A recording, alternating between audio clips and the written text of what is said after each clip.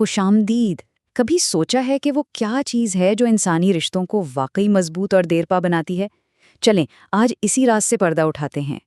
تو سوال یہ اٹھتا ہے کہ آخر وہ کون سی چیز ہے جو ہمارے رشتوں کو جوڑ کر رکھتی ہے؟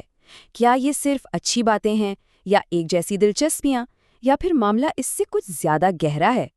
عام طور پر یہی سمجھا جاتا ہے کہ رشتے بس باتوں سے، ملاقاتوں سے یا ایک جیسی پسند ناپسند سے چلتے ہیں۔ یہ چیزیں اہم ہیں، لیکن یہ پوری کہانی نہیں ہے۔ اصل بنیاد کچھ اور ہے۔ اصل کہانی، اصل تعلق وہ جذبات کی بنیاد پر کھڑا ہوتا ہے۔ یہی وہ بنیاد ہے جس پر ہر انسانی رشتے کی عمارت ٹکی ہوتی ہے۔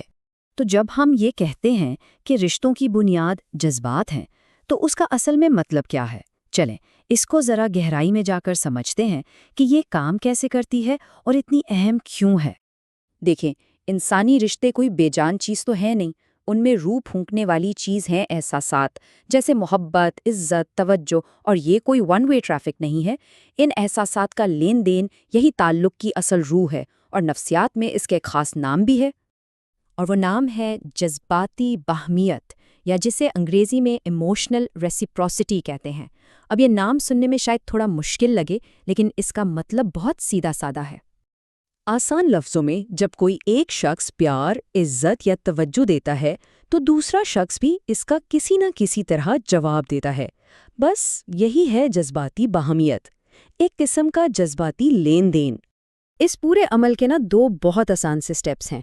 پہلا، جذبات کا اظہار، یعنی کوئی محبت جتائے، عزت دے، اور دوسرا جو اتنا ہی ضروری ہے وہ ہے جذباتی رد عمل، یعنی اس کوشش کو تسلیم کیا جائے، اس کا جواب دیا جائے۔ اچھا، جب یہ لین دین ٹھیک چل رہا ہو تب تو سب بہت اچھا لگتا ہے، لیکن تب کیا ہوتا ہے جب یہ توازن بگڑ جائے؟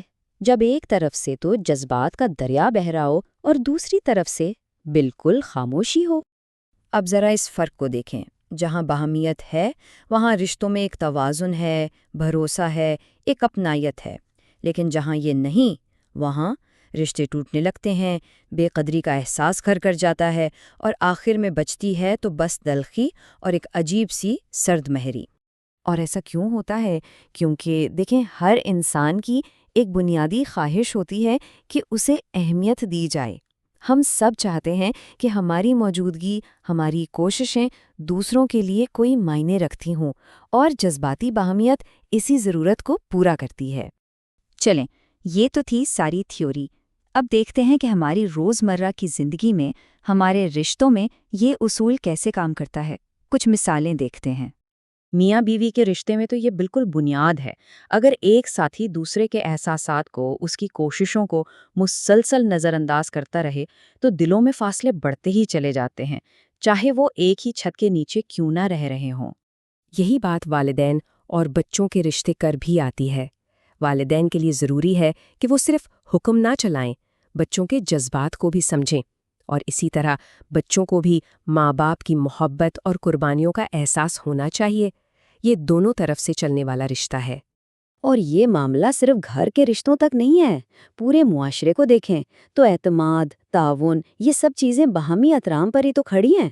جب ہر کوئی صرف اپنے بارے میں سوچے گا تو سماجی رشتے تو کمزور پڑیں گے ہی۔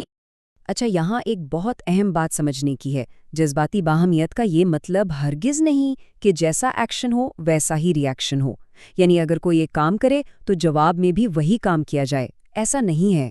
لوگ الگ الگ طریقوں سے اپنے جذبات کو اظہار کرتے ہیں، کوئی اچھے الفاظ بول کر، کوئی عملی طور پر مدد کر کے، تو کوئی خاموشی سے اپنی ذمہ داریاں پوری کر کے۔ ضروری یہ ہے کہ ہم دوسرے کے انداز کو پہچانیں اور اس کی قدر کریں۔ اور شکر گزاری، واہ، یہ تو جذباتی باہمیت کی ایک بہت ہی خوبصورت اور طاقتور شکل ہے۔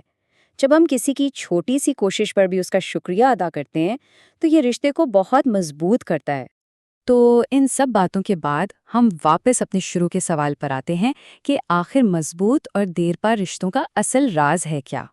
تو پھر راز یہ ہے، راز صرف محبت دینے میں نہیں ہے، اصل راز ہے واپس آنے والی محبت کو سمجھنے، پہچاننے اور دل سے قبول کرنے میں۔